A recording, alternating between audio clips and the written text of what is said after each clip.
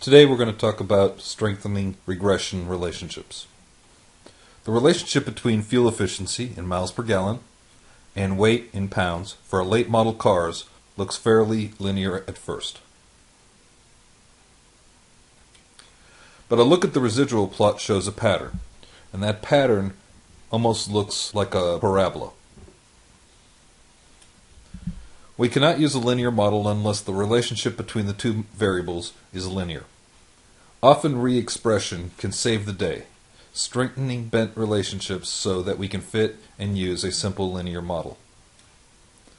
Two simple ways to re-express data are with logarithms and reciprocals.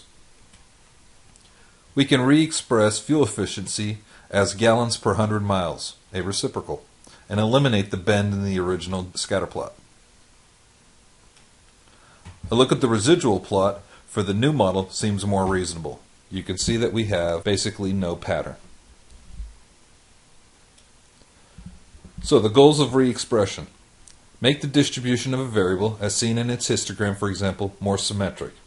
So you can see that in this histogram we have assets. Now, if we were to take the log of the assets, you can see that it went from a skewed right to a approximately normal distribution. Goal 2. Make the spread of several groups, as seen in side-by-side box plots, more alike, even if their centers differ.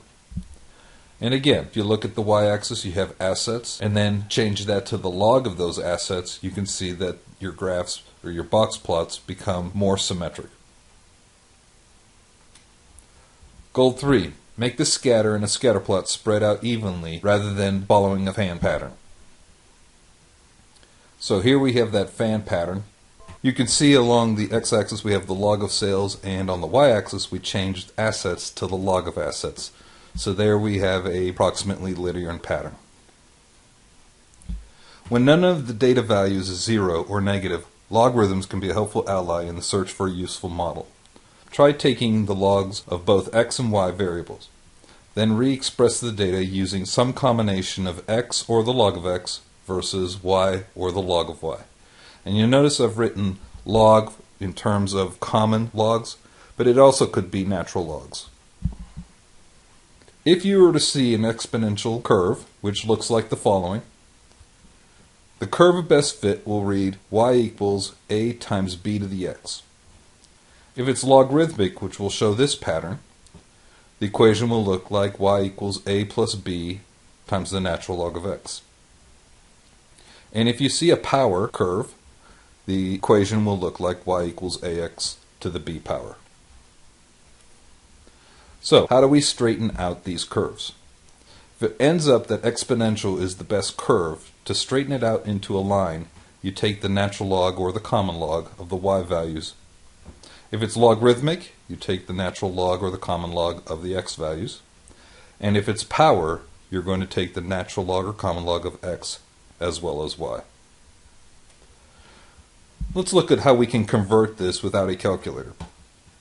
So converting a curve into a line, let's say we have the following curve, y equals 2 times 3 to the x.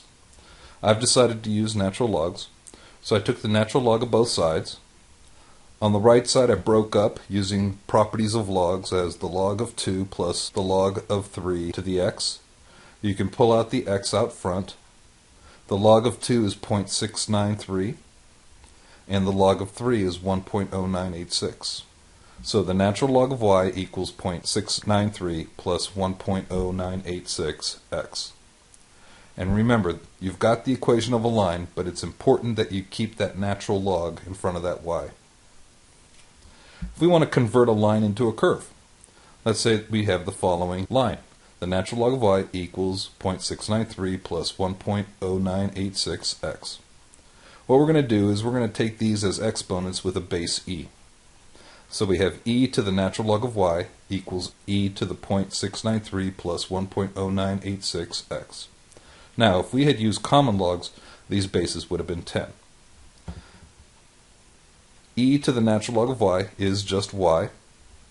What we can do is, since we have an addition in our exponent, we can break this up as a multiplication. So we have e to the 0.693 times e to the 1.0986x. and e to the 0.693 is 2, and e to the 1.0986 is 3, and we're back to a curve of best fit.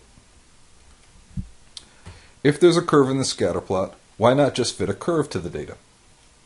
Well, the math and the calculations for curve of best fit are considerably more difficult than lines of best fit.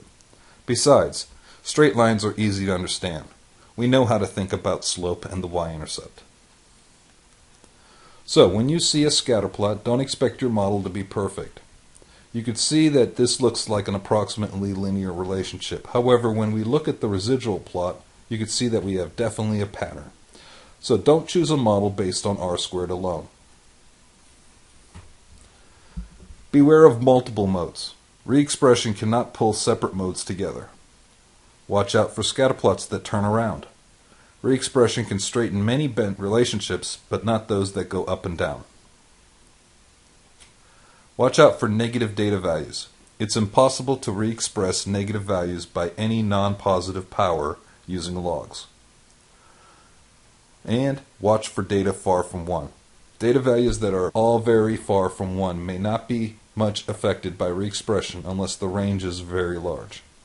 If all the data values are large, for example years, consider subtracting a constant to bring them back near 1. For example, for years, you may want to change them from 1982 to 82 or just 2.